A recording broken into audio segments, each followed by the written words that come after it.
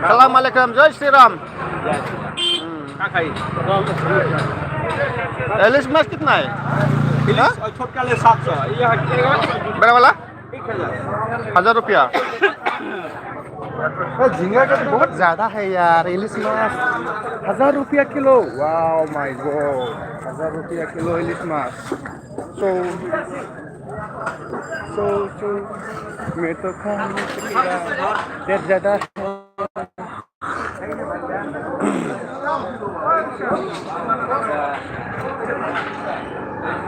apa? Mana? Kau dongखायो बेहाय बाजारावहाय? औ र' बाव ओंखारदों? र' फैगासिनो दङ।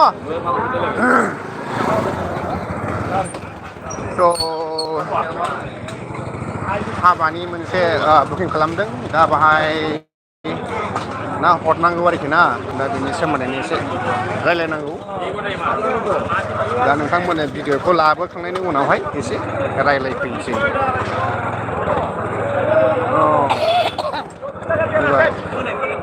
ना बाजारा बैसिम थांथारबाय नै हरैहाय बिराद गोथौ थौलांबाय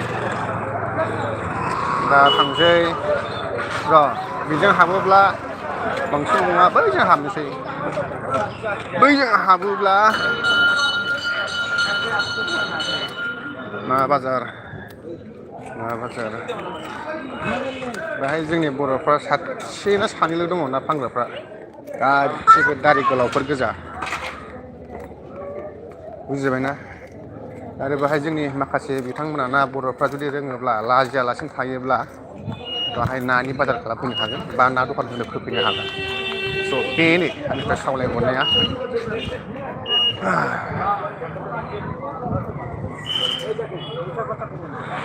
बर' दिनै बाजारा माने एसेबां खालि मानो नुनोनो थांलिया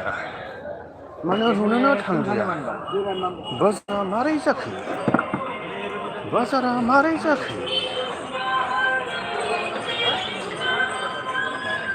बाजारा मारै जाखो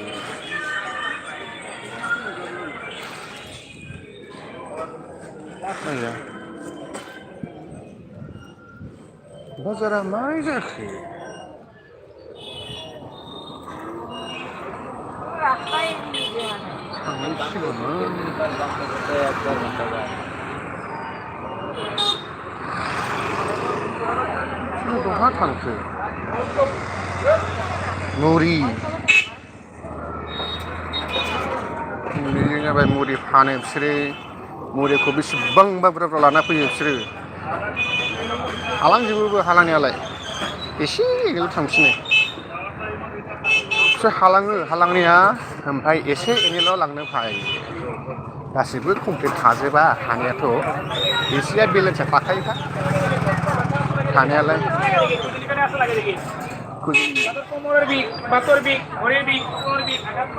गारिखौ मानो सिङाव सोयोब्रा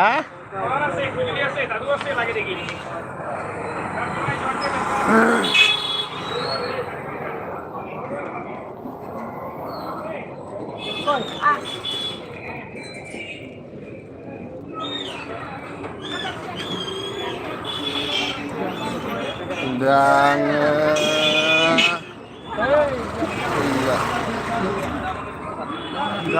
थांसै दखानावहाय हाबहैनोसै दखानाव हाबनानै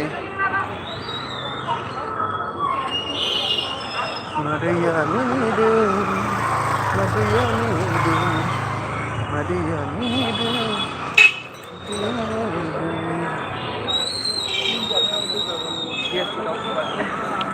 हेलो फ्रेंड्स भिडिअखौ बाव दोनथ'नोसै जुदि नोंथांमोना आंनि भिडिअफ्रा आंनि चेनेलखौ नायदोंब्ला बा आंनि बायजोंसो फैदोंब्ला जाहाथे अननानै साबस्क्राइब आरो शेयार खालामो बे आंनिफ्राय खावलायहरनाय बाय दखानदार ओइ दखानदार